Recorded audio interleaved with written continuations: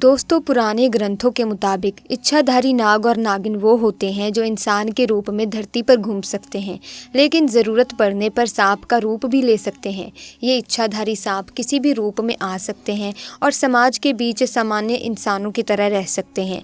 अब सोचिए इस नागमणि में कितनी शक्तियाँ होंगी। इसी तरह की महत्वपूर्ण और ज्ञानवर्धक जानकारी प्राप्त करने के लिए हमारे चैनल समृद्धि को सब्सक्राइब करें और बेल आइकन को प्रेस करें ताकि नई वीडियोस की अपडेट आपको सबसे पहले मिल सके। अगर ये किसी इंसान के हाथ लग जाए तो वो इंसान बहुत शक्तिशाली हो सकता है, वो अपनी इच्छाओं को पूरा कर सकता है, लेकिन ये नागमणि किसी भी सामान्य इंसान को नहीं मिल सकती। ये केवल इच्छाधारी नाग और नागिन को ही मिलती है जो कठिन तपस्या के बाद भगवान शिव से प्राप्त कर सकते हैं। नाग और नागिन भगवान शिव को अपना आराध्य मानते हैं और उनकी तपस्या से ही उन्हें ये नागमणि मिलती है जिसे संभालना उनका दायित्व होता है। अब सोचिए अगर कोई नागमणि चुरा ले तो उस व्यक्ति के साथ क्या होगा।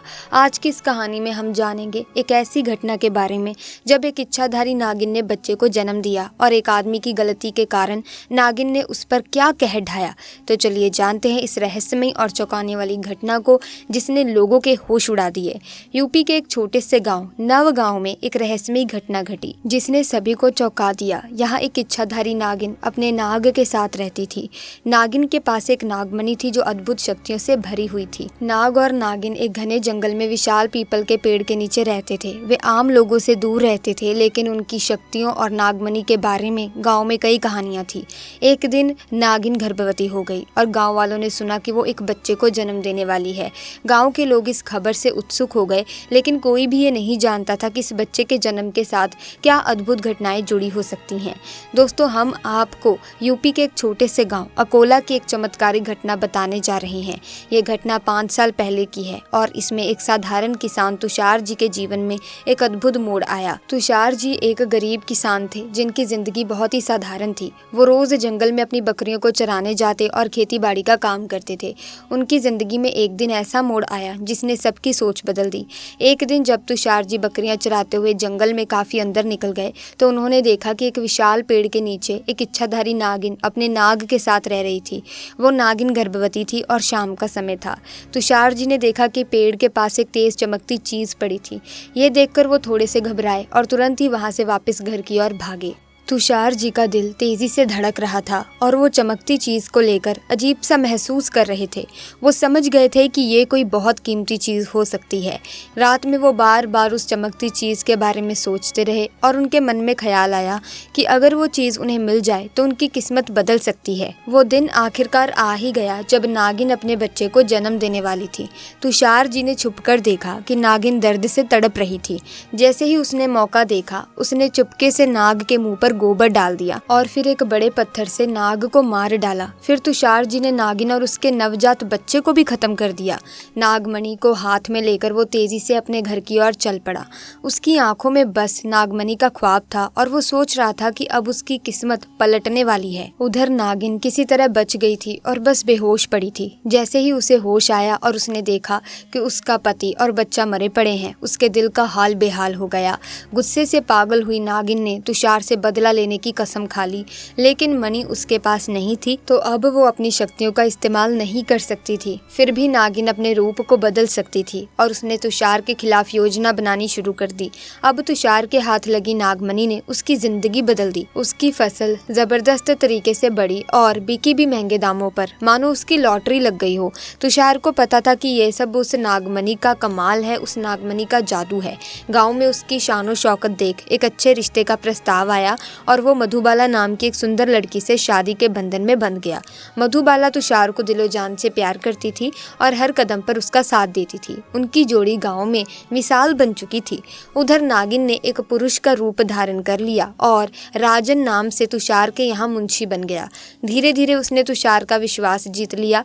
तुषार भी राजन की वफादारी और व्यवहार को देख उसे अपने भाई जैसा मानने लगा। एक दिन मधुबाला ने तुषार के पास आकर खुशखबरी दी कि तुम पिता बनने वाले हो, मैं गर्भवती हूँ। ये सुनकर तुषार की खुशी का ठिकाना नहीं रहा। उसने फैसला किया कि वो अपनी पत्नी और राजन को एक खास जगह ले जाएगा। तुषार ने कहा, राजन, तुम मेरे भाई से भी ज्यादा खास हो। आज मैं बहुत खुश हूँ और अपनी खुशी तुम दोनों के साथ शेयर करना चाहता हूँ। वो अपनी पत्नी और राजन को कार में बिठाकर गांव के एक कोने में ले गया और कार एक छोटी सी कुटिया के सामने रोक दी।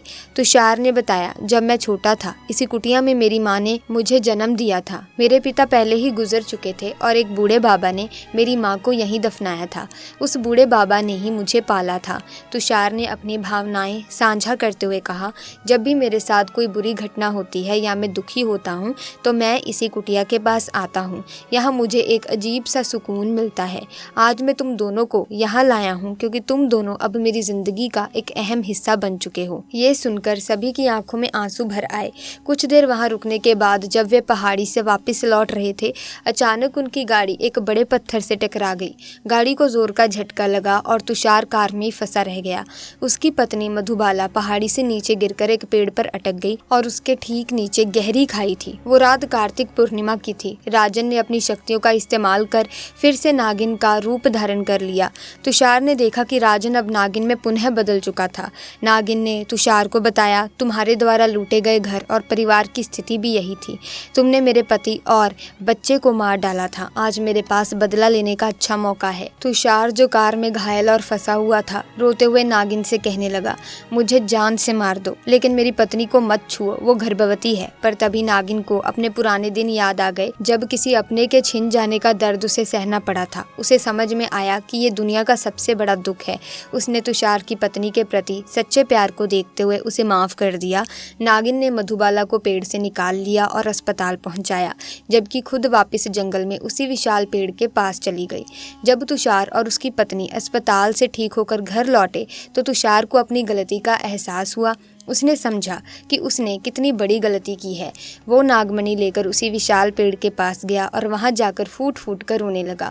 फिर उसने उस नागमणि को वहीं रख दिया और शाम को घर वापस आ गया।